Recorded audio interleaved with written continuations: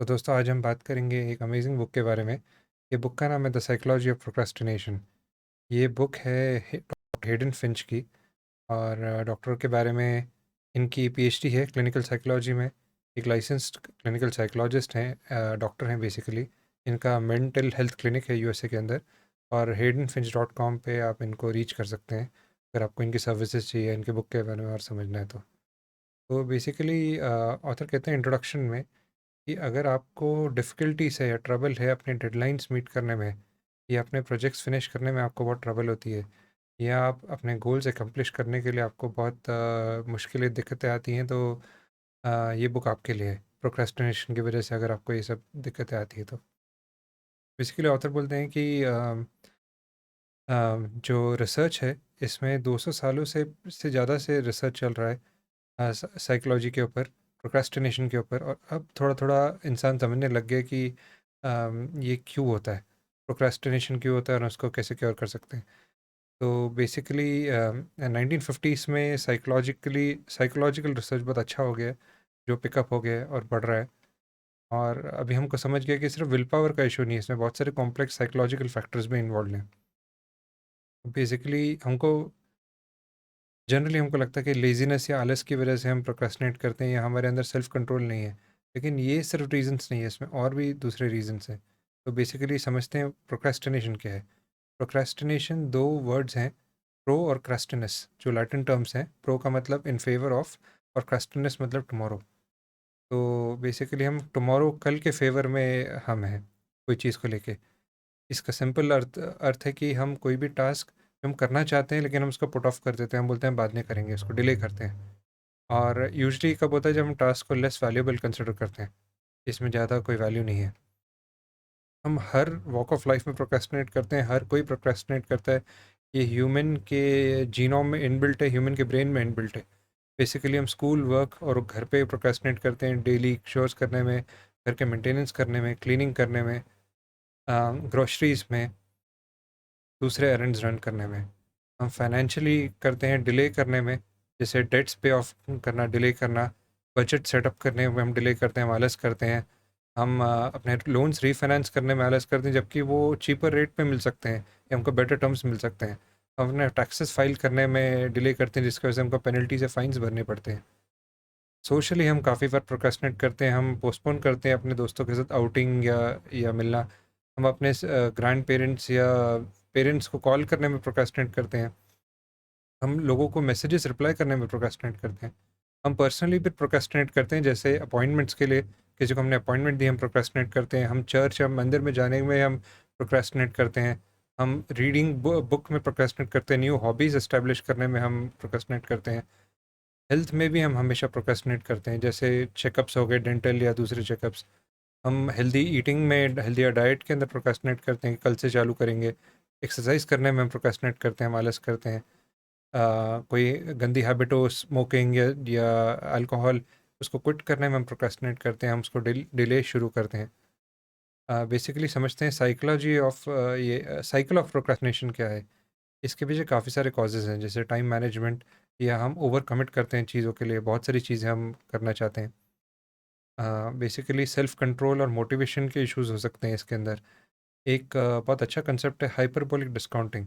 ये clinical psychology में use होता है। इसका ये कहता है कि बेसिकली हमारे सामने जो चीज़ है हम उस पर इमीडिएटली फोकस करते हैं, हमको इमीडिएट प्लेजर चाहिए। लॉन्ग टर्म में हमको प्लेजर नहीं चाहिए, हम फ्यूचर का नहीं सोचते हैं। हमारे अभी हाथ में अभी सामने क्या है वो हमको कंज्यूम करना है। और एक कंसेप्ट है डिलेड ग्रेटिफिकेशन का, जिसमें हमको डिफ़िकल्टी होती है, इसके लिए भी हम प्रोक्रेस्टिनेट करते हैं। बेसिकली ये डिलेड ग्रेटिफिकेशन क्या कंसेप्ट है, ये भी साइकोलॉजी का कंसेप्ट है। एक मार्शमेलो एक्सपेरिमेंट किया गया था पहले। ये एक्सपेरिमेंट में बेसिकली बच्चों को बोला गया था कि अभी आपके सामने एक मार्शमेलो रखा है, आप अभी एक ले सकते हैं, या आप कल आके अब दो ले सकते हैं। और ऐसे ही फ्यूचर में आप और अगले दिन आके तीन ले सकते हैं, चार ले सकते हैं। लेकिन ज़्यादातर बच्चों ने सेम डे चूज़ किया एक मार्शमेलो लेना, जबकि उनको मालूम है कि डबल हो सकता है अगले दिन।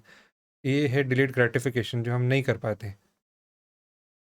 बेसिकली प्रोक्रेस्टिनेशन इसके लिए भी होता है क्योंकि हम अपनी नेगेटिव इमोशंस को हैंडल नहीं कर सकते, हमको डिफ़िकल्टी है उसको हैंडल करने में। ये इमोशन जैसे अनसर्टेनिटी, लेथार्जी, एक्सैस्परेशन। एक्सैस्परेशन मतलब फ्रस्ट्रेशन या चिड़चिड़ापन।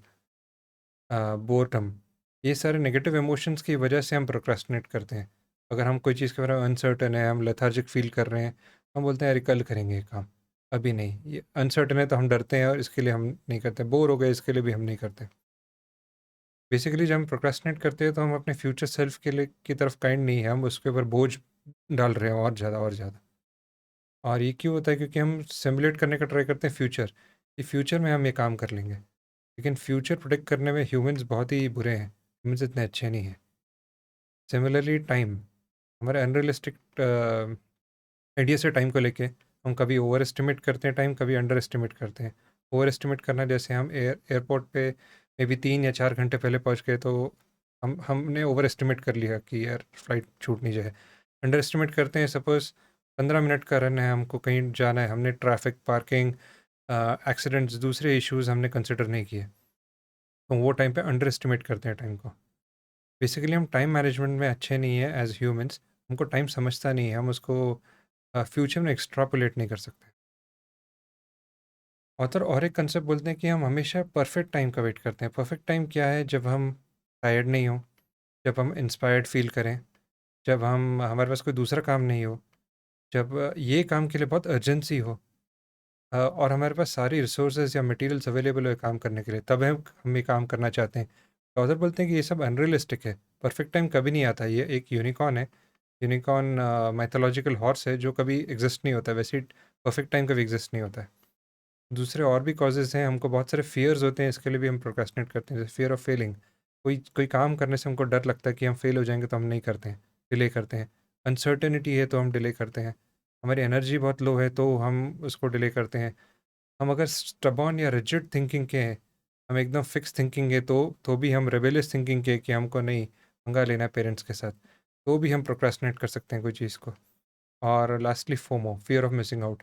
बेसिकली हमको लगता है कि हमारे दोस्त या कलीग्स बहुत एंजॉय कर रहे हैं, पार्टी कर रहे हैं, खा रहे हैं, रेस्टोरेंट जा रहे हैं, हम क्यों मेहनत करें ये टाइम पे? हम भी वही चीज़ करना चाहते हैं, हम भी सोशल मीडिया पर टाइम स्पेंड करना चाहते हैं। तो this is fear of missing out जो हम प्रोक्रेस्टिनेशन में यूज़ करते हैं। इसमें और भी बहुत सारे इश्यूज़ हैं जो मिक्सअप हो सकते हैं, जैसे perfectionism. Perfectionism can also lead to procrastination. तो इसमें क्या होता है, हम बहुत ही अनएक्सेप्शनली हाई स्टैंडर्ड्स अपने लिए बना लेते हैं। ये अनरीजनेबल स्टैंडर्ड्स होते हैं, फिर हम फ्रस्ट्रेट होते हैं। ये हमारे लिए डिटरमेंटल बन जाता है। कभी ये प्रोडक्टिव होता है, लेकिन बहुत ज़्यादा हो जाए तो ये काउंटर प्रोडक्टिव हो सकता है।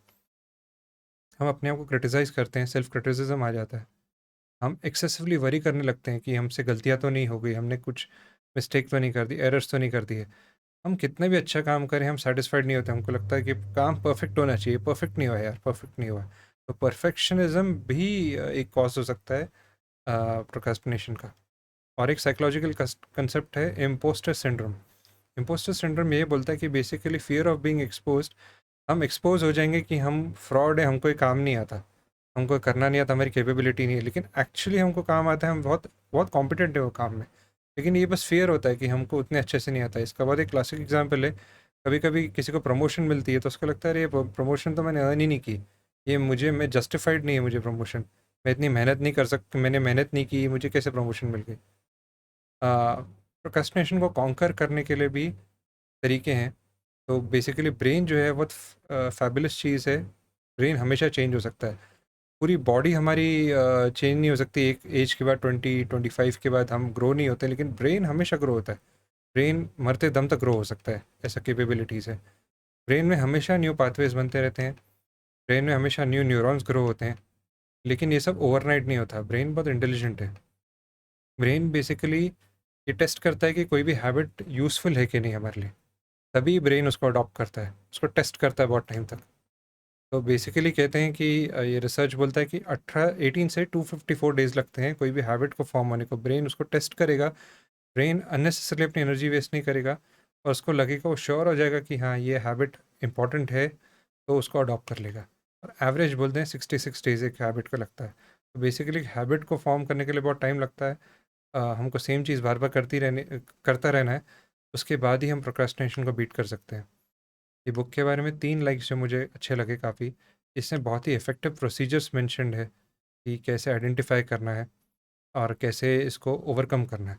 ओवरकमिंग वाली चीज़ें मैंने अभी करंटली कवर नहीं की है समरी में, बट ये बुक के अंदर मेंशन्ड है सेकंड पार्ट में। और इसमें जो रूट कॉजेज़ हैं प्रोक्रास्टिनेशन के वो मेंशन्ड है। तो ये मुझे बहुत अच्छा लगे, रूट कॉजेज़ कैसे हम एनालाइज़ कर सकते हैं अपने लिए, और चैप्टर्स बहुत शॉर्ट एंड स्वीट हैं, इसको हम बहुत ईज़िली पढ़ सकते हैं और असिमिलेट कर सकते हैं। 3 चीज़ें जो मुझे बुक के बारे में नहीं अच्छी लगी, ये बुक एक बिगिनर्स बुक है, एडवांस कांसेप्ट्स इसमें मेंशन नहीं है। नेचुरली रिसर्च टॉपिक है ये, प्रोक्रास्टिनेशन का अभी भी इस पे रिसर्च और डेवलपमेंट चल रहा है, तो ये बुक कभी भी कंप्लीट नहीं हो सकती, हमेशा इसमें रिविजन्स होंगे या दूसरी बुक्स होगी या न्यू न्यू चीज़ें आती रहेंगी। ये बुक के अंदर और कॉम्प्लेक्स सिनेरियोज नहीं है, बेसिकली ये बिगिनर्स बुक ही है एक न्यू कमर के लिए। तो मेरी रेटिंग ये बुक को 4.5 है, हाईली रिकमेंडेड, बहुत ही अच्छी बुक है।